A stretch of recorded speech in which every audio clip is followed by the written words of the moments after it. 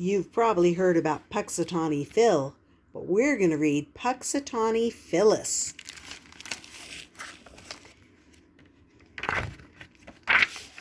All right.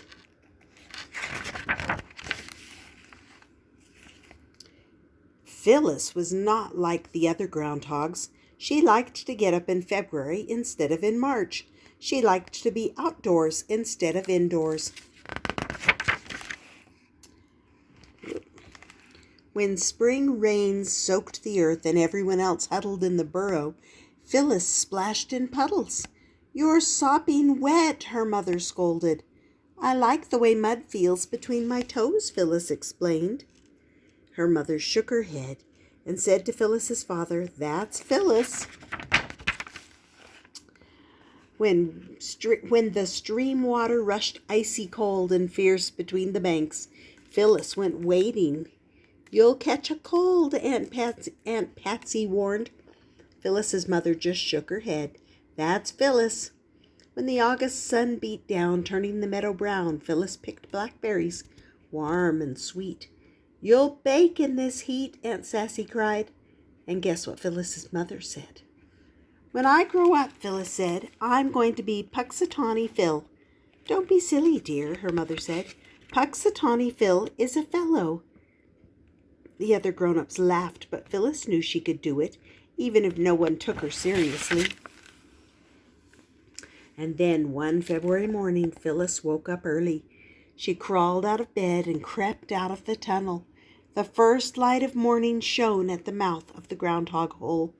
From the big pine trees came the steady drip, drip, drip of snow melting. Running water whispered in the brook. The air was sharp, but something about it had changed. Spring was coming early. She skipped back down the tunnel to wait for Uncle Phil to wake up and make his prediction. "Phyllis, would you quit wiggling?" complained Phil Jr. "Yeah, Phyllis," said Pete. "Some of us are trying to sleep." "How can you sleep when spring is in the air?" asked Phyllis. Phil Jr. looked at Pete. "Only Phyllis would think spring was coming in the middle of winter," he said. "It's not the middle of winter," Phyllis said. "It's Groundhog Day." But Phil Jr. and Pete were already dozing off. Pretty soon Aunt Sassy got up and tried to wake Uncle Phil. She shook him and tugged his whiskers. She shouted in his ear. Everyone else in the burrow woke up, but Uncle Phil kept right on snoring. "What's all the ruckus?" asked old Grandfather Groundhog. "It's Groundhog Day," said Aunt Sassy, "and Phil is still asleep. I'm afraid he's getting too old for the job." "I'll do it," Phyllis said eagerly. Everyone laughed. "Punxsutawney Phil has never been a girl," said Pete. "And never will be," Phil Jr. taunted. "Nobody's going to get the job until Phil gives it up," said Aunt Sassy. "Now, how are we going to wake him?"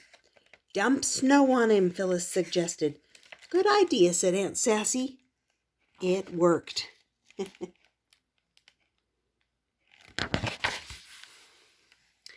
Uncle Phil grumbled. "It's time to get up," said Aunt Sassy. "It's Groundhog Day." "I'm sleepy," complained Uncle Phil. "If you're too tired," said Phyllis, "I'd be happy to do the job for you." "Humph," replied Uncle Phil. "Not just anyone can be Punxsutawney Phil." "I'm not just anyone," said Phyllis. "Is your name Phil?" asked Uncle Phil. "No," Phyllis admitted, "but Punxsutawney Phil's real name isn't always Phil." All those Punxsutawney Phils up on the wall of photographs. "Yes, well," grumbled Uncle Phil. "But were you born on Groundhog Day?" "I was born the day after," Phyllis said. "Not good enough," said Uncle Phil. "Besides, you are a girl. When the time comes, one of these young fellows will fit the ticket." Phil Jr. and Pete smirked. "They can't even feel that spring is in the air," Phyllis said scornfully. "We've never had an early spring," said Uncle Phil. "In all my years as Punxsutawney Phil, it's never happened once." "It's going to happen this year," Phyllis said stubbornly. Aunt Patsy chuckled. "That's Phyllis," she said. Phyllis wished people would stop saying that. Phyllis, come up with me and see what the world looks like in February, said Uncle Phil. Then you'll know that I'm right. Phyllis couldn't believe her luck. They walked up the long tunnel and emerged into the light. Uncle Phil sat up on his hind legs and sniffed the air. Just as I thought, he said. 6 more weeks of winter. Early spring, insisted Phyllis. Look at all that snow, said Uncle Phil. Feel the cold. The snow is melting, said Phyllis. The water is running in the brook. Uncle Phil tilted his head and listened. So it is, he said softly. I don't hear as well as I used to. The chickadees are singing their spring song, said Phyllis. I've never heard the chickadees on Groundhog Day, said Uncle Phil. And look, Uncle Phil, no shadows. My eyes aren't as clear as they used to be, said Uncle Phil. And don't you smell the sweetness of spring? Asked Phyllis. Uncle Phil sniffed. Just a hint, he murmured. And there's something else, said Phyllis.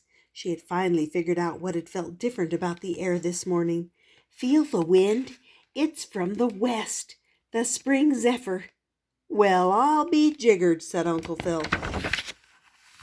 Phyllis was right, Uncle Phil announced when they returned to the burrow.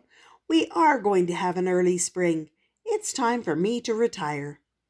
But who will be the next Punxsutawney Phil? Asked Aunt Patsy. I will, said Phil Jr. No, I will, said Pete. Sorry, boys, said Uncle Phil. You missed the signs, too. You can't mean, blustered Phil Jr. Yes, boys, said Uncle Phil. This time, the best Phil for the job is a Phyllis. But what about the rules? Whined Phil Jr. and Pete. If Mother Nature can bend the rules once in a while, said Uncle Phil, then we can too. Phyllis heard the water in the brook and the song of the birds. She saw that there was no shadow, and she felt the spring zephyr. That's Phyllis, her mother said proudly. Phyllis grinned and said, Punxsutawney Phyllis. And that's the story of Punxsutawney Phyllis. I hope you enjoyed it.